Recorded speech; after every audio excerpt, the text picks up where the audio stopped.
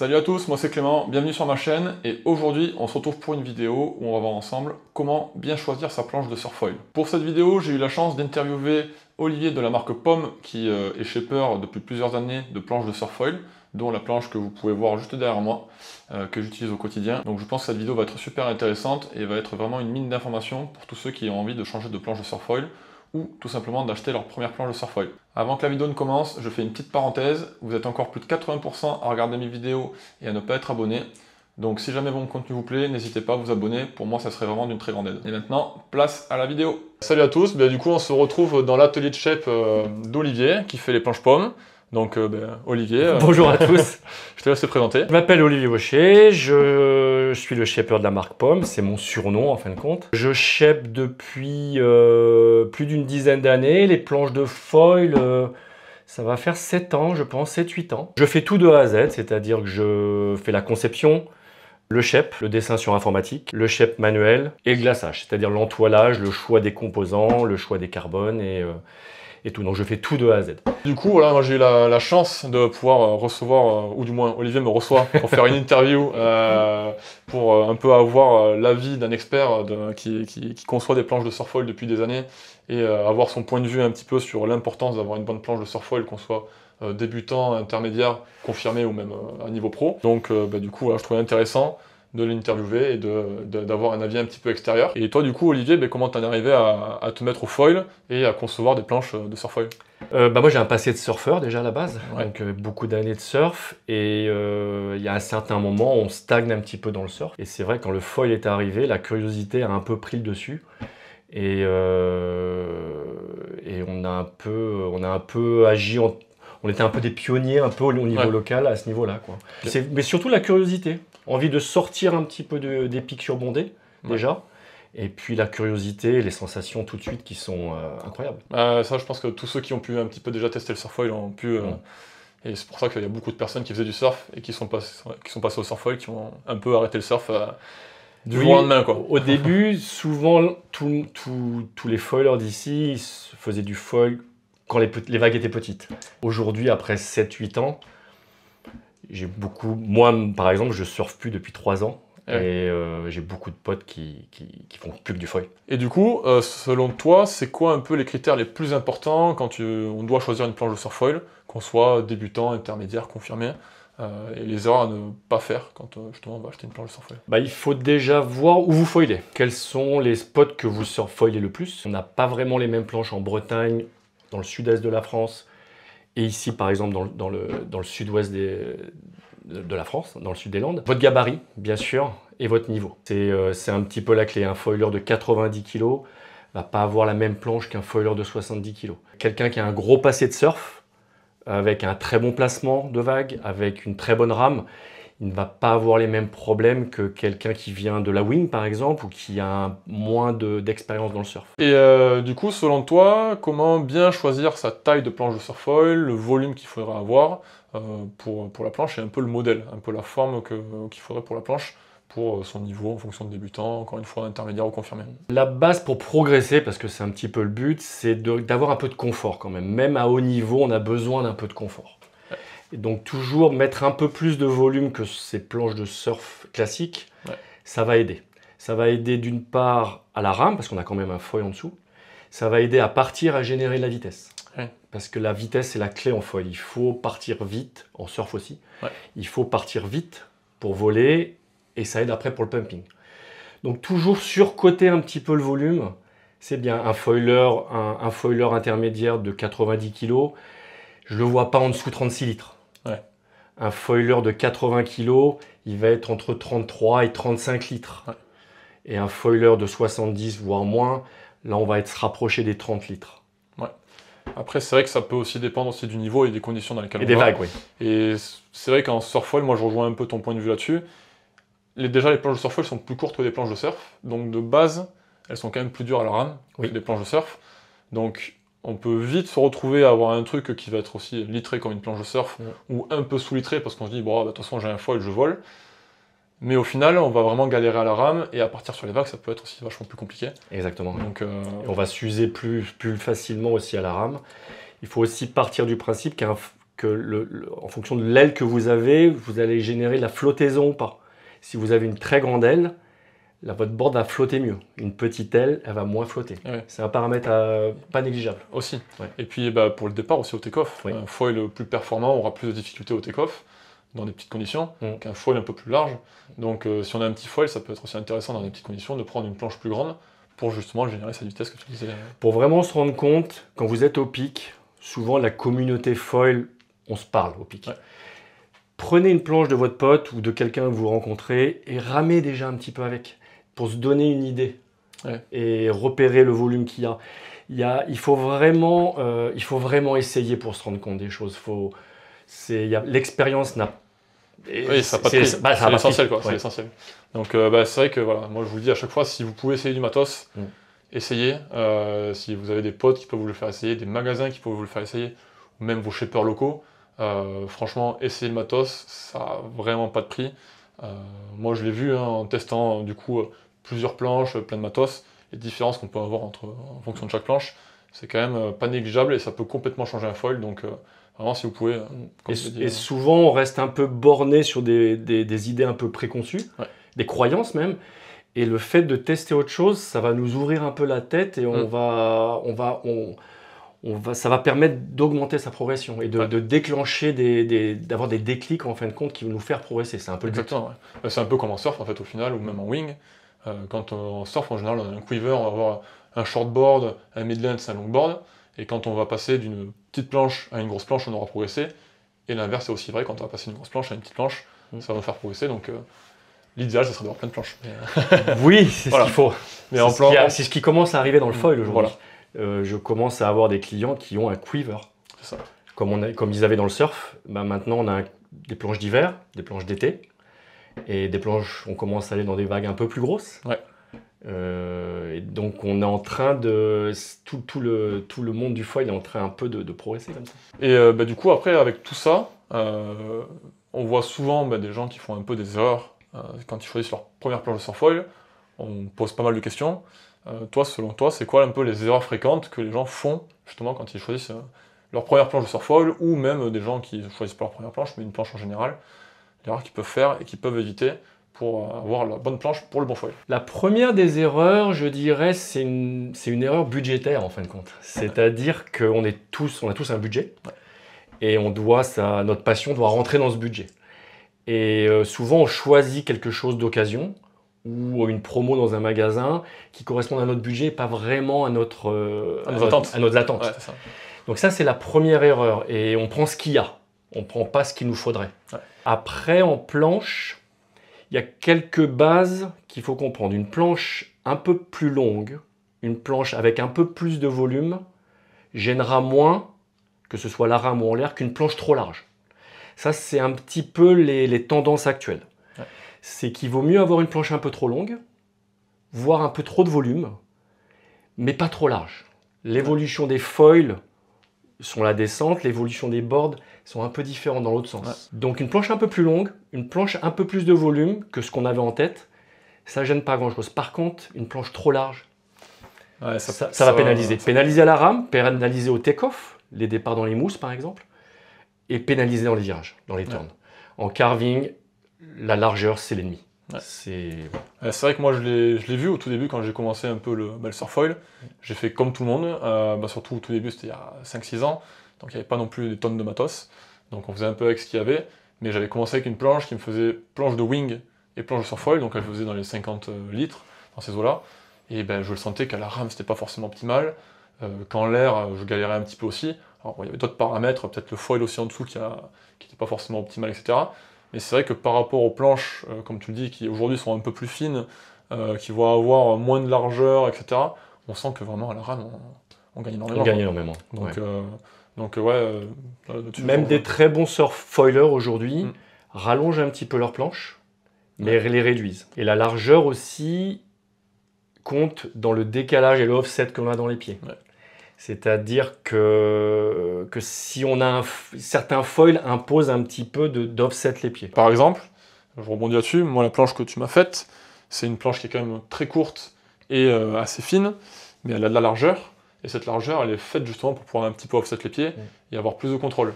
Mais là où moi, c'est là aussi où je rebondis, c'est que peut-être que j'aurais pas dû prendre ce genre de shape-là, parce que moi j'ai du mal à m'offset. J'aurais peut-être dû prendre plus une planche avec un peu plus de finesse, moins de largeur, pour rester plus sur on va dire, un stance surf, pour avoir toujours cette facilité à tourner, etc. Et là, je me retrouve en fait à vouloir me forcer à offset, alors que peut-être moi ça me convient pas. Là où d'autres personnes avec qui je discute, à l'eau, vont naturellement venir décaler leurs pieds, et ça vient naturellement. Pour le coup, moi ça me vient pas naturellement, donc peut-être que pour moi ça pourrait être une amélioration future sur justement le bon choix d'une planche de surfoil, et ça peut venir vraiment sur des micro-détails aussi, je pense, le bon choix de la planche de surfoil. Le process est long. Ouais. Le process est long, il ne faut pas griller les étapes. Il y a une histoire à se faire qui est très personnelle, avec une évolution. Et il faut pas, c'est pas parce que le champion du spot, il ride comme ça, offset, avec telle planche, que ça va nous convenir. Il faut faire son histoire et il ne faut pas griller les étapes. C'est ça. C'est un peu comme dans tous les sports en fait au final. Hein. Et garder du confort. Toujours garder du confort pour augmenter le nombre de vagues. C'est la clé, c'est la répétition. Ouais. Et donc pour ça, il faut toujours faire le choix du confort. Du coup, là avec toutes les planches un peu qui existent sur le marché, avec l'évolution qu'il y a eu, etc., je sais que voilà, la plupart des marques vont avoir deux modèles. Donc il va y avoir une planche de surfoil classique, et après il va y avoir un mid-length, des planches qui vont être déclinées dans plein de tailles. Toi, c'est quoi un peu ta vision là-dessus, et c'est quoi un peu ta gamme, toi, du coup, sur les planches que tu fais? Moi, j'ai identifié 4 grands modèles. Il y a la planche de base qui est le shortboard classique 6.0. Moi, mon modèle, c'est la UB. C'est la board pour tout faire et pour tout niveau. Je la shape en général entre 4.2 et 4.6. Pour moi, un shape ne fonctionne que dans une fenêtre serrée de taille. Donc ça, c'est le shortboard classique qui convient à la majorité des foilers, n'importe quel niveau. Après, en dessous de ce modèle-là, il y a le modèle shop-tail, c'est-à-dire c'est ce modèle shortboard où le tail a été coupé. Ça a généré en fin de compte un changement de shape avec un mètre au bout un peu plus avancé, avec une autre construction, qui est plus une board un peu plus skate, un peu plus pour des conditions d'été, qui sont faits pour des bons foilers quand même, et qui veulent un peu commencer à accélérer quand on commence à appuyer sur le foil. C'est un peu moi ce qui m'a mis sur ce planche-là. C'était vraiment un peu ce côté skate, et que j'aime beaucoup, donc voilà. Le seul problème de ce genre de shape, c'est que souvent l'hiver, dans les grosses conditions, on est un petit peu limité. Ouais. C'est une board que je shape en général entre 3.7, 3.8 jusqu'à 4.0, 4.1 maximum. Vraiment des toutes petites tailles, quoi. Voilà, des petites tailles. Et en volume, on est pareil, on est entre 24 et 28 litres, 29 litres maximum. Le shop-tail, le shortboard classique, au-dessus de ça, voilà le couteau suisse. Au-dessus de ça, c'est comme en surf, on a le step-up, c'est-à-dire qu'on surfe en 6.0. Notre step-up en surf, c'est une 6.4. Vague un peu plus grande, un peu plus de confort. Moi, je l'appelle le mid-mid. C'est pas un mid-lang, c'est la moitié d'un mid-lang. Et c'est une board qui est à la fois facile, donc qui peut correspondre à la progression d'un foiler, et à la fois un très bon foiler dans des codes différents. C'est une board que je fais entre 4.7 et 4.9, donc une fenêtre de taille assez serrée, et en largeur maximum 18,1. Elle convient à un très bon foiler qui va commencer à prendre beaucoup plus de vitesse et à mettre beaucoup plus d'angle et de roll dans ses manœuvres, et correspondre à l'évolution d'un foiler moyen. Ça va lui donner le confort de rame. Ouais. Et au-dessus de ce shape, le shop-tail, le shortboard, le mid-mid. Au-dessus, il y a le mid-lang, qui est plus adapté à un gros gabarit. Au-dessus de 90 kg, il ne faut pas rêver. Il faut du confort. Il faut du volume, il faut de la longueur, pas trop de largeur. Et ça, c'est au-dessus de 5.0. On parle de 5.0, on peut même monter jusqu'à 5.6. Ouais. Et en largeur, grand maximum 19. Une fois de plus, la longueur et l'épaisseur gênent moins que la largeur, à tous les niveaux. Et du coup, aujourd'hui, avec toutes ces planches, il y a aussi plein de constructions qui viennent avec. Toi, c'est quoi un peu les constructions que tu fais sur tes planches, et par rapport aux constructions que tu vois un petit peu sur le marché? C'est vrai que c'est un peu compliqué, parce que autant pour les tailles des planches, on a des vraies mesures, autant pour la rigidité et la construction, on est un peu perdu. On ne sait pas quel type de rigidité, quelle valeur de rigidité, c'est pas simple. Il y a deux grands types de constructions. Les constructions industrielles, la majorité des marques, c'est moulé avec un sandwich chez Rex. Et les constructions un peu plus monolithes, c'est ce que je fais, avec quand même des renforts au niveau des ponts. qui sont un peu plus custom en fin de compte. Ouais, tout à fait. La rigidité, c'est assez essentiel. Pas assez de rigidité, c'est une board qui peut convenir à un débutant parce que la souplesse de la planche va rendre son vol plus tolérant. Tous les remous du foil vont être absorbés par la planche. Ouais. Dès qu'on commence à vouloir pomper, dès qu'on commence à avoir un gros niveau, ça marche plus. C'est-à-dire la rigidité fait l'essentiel. Mais après, une planche trop rigide et rigide du mauvais côté peut pénaliser aussi. Donc c'est vrai qu'il n'y a pas de valeur de rigidité, mais il y a une importance énorme. Pour savoir pomper, il ne faut pas arriver à une planche rigide et légère, ça aide. Ça aide énormément. Ouais, c'est vrai que moi je l'ai vu sur ma planche. Dès que j'ai pris ta planche, j'avais l'impression d'avoir complètement changé de foil. Voilà, j'ai gagné énormément en performance. Au pumping, c'était beaucoup plus facile d'être haut sur le foil, etc. Donc par rapport à des planches un peu plus standards, qui vont être quand même un peu plus lourdes de manière générale pour éviter justement d'avoir des problèmes de construction, enfin des impacts ou des planches qui se cassent facilement. Bah, du coup, je pense que les marques sont un peu obligées de renforcer énormément aussi. Et donc, ce qui fait que elles sont plus solides, certainement. Mais par contre, on perd énormément en performance. Même si toi, tu arrives quand même à faire des planches qui sont extrêmement solides. Oui, bien sûr. Ouais. Pour avoir le bon ratio poids, rigidité, solidité, ça demande du travail. Ouais. Et en plus, moi, ce que je fais au niveau custom, c'est que je ne conseille pas simplement que la taille et le modèle, mais je renforce aussi en fonction des utilisateurs. Un foiler de 90 kg, qui n'a pas un bon take-off, qui met un peu les genoux de temps en temps ou qui tape beaucoup sur sa planche, je vais renforcer des endroits, on renforce les mains, on renforce le pont un petit peu plus. Donc un foiler de 60 kg n'aura pas les mêmes attentes. Voilà, il aura besoin d'un peu moins de rigidité, mais un peu plus de contrôle. Donc le glace et la structure de la planche est aussi importante que le shape. Ouais. On ne s'en rend pas vraiment compte, mais c'est le jour et la nuit. Ah ben ça. Et je passe autant de temps à choisir quelle glace que quel type de shape. Ouais. Et ça, c'est les années, quoi. C'est les années. L'expérience. Ouais, c'est l'expérience. Beaucoup de tests aussi, c'est-à-dire qu'il y a des carbones de base et il y a des carbones utilisés dans l'aérospatial. Donc, carbone ne veut pas tout dire. Ça veut tout aller. Un petit peu. Donc moi je teste tous les carbones, je suis curieux et je teste des carbones, je mets des carbones à des endroits et pas à d'autres. Une planche comme celle-là par exemple, il y a 3 types de carbone dedans. Donc c'est beaucoup de recherche de shape et beaucoup de recherche de structure. Ouais. On a vu qu'il y avait une grosse évolution au niveau du matos là, depuis plusieurs années. Toi, c'est quoi un peu ta vision sur les évolutions futures qu'il peut y avoir sur les planches de surfoil dans les années à venir? L'évolution des boards va aussi aller avec l'évolution des foils. Ouais. L'un fonctionne avec l'autre. Souvent, un utilisateur, une année va changer son foil, l'autre année va changer sa planche. L'un va pas sans l'autre. L'évolution de la pratique va de plus en plus vers le surf. Ouais. Donc, on va aller vers des manœuvres de plus en plus proches du surf, de plus en plus à l'endroit le plus critique de la vague, et avec des manœuvres de plus en plus radicales. Ouais. Donc, on va avoir besoin de plus en plus de vitesse et de plus en plus de précision. Donc, les planches vont aller dans ce sens-là. On va reprendre un peu de longueur, je pense. On va garder un peu de volume parce qu'on a des foils de plus en plus petits. Et on va toujours garder cette largeur la plus compacte possible. Ouais. Voilà. Pour garder cette maniabilité. Garder cette maniabilité, ouais. Donc, de plus en plus, on va vouloir mettre de l'inclinaison, le roll, dans son surf, pour serrer de plus en plus les courbes. Donc on va générer de plus en plus de vitesse et donc on va avoir besoin d'avoir des planches plus stables. Ouais. Donc ça va être les côtes et ça va être la structure aussi. L'un ne va pas sans l'autre. Ouais. Un peu plus de longueur, du volume parce qu'on a des petits foils et des planches qui sont le plus confortable. Ouais, au final les plus faciles entre guillemets à rider, même pour des gens. Même pour un très bon foiler, une planche où on est à l'aise, c'est une planche où on va pouvoir appuyer. Ça. Et progresser. Et du coup, pour terminer, c'est quoi un peu le plus gros conseil que tu donnerais à quelqu'un qui veut s'acheter une planche de surfoil aujourd'hui? Je dirais déjà de ne pas se surestimer. Ne pas se surestimer et donc le but c'est quand même de prendre un maximum de vagues. La répétition c'est la clé. Et maximum de plaisir. Et maximum de plaisir pour progresser. Le but c'est de progresser, chacun à son niveau.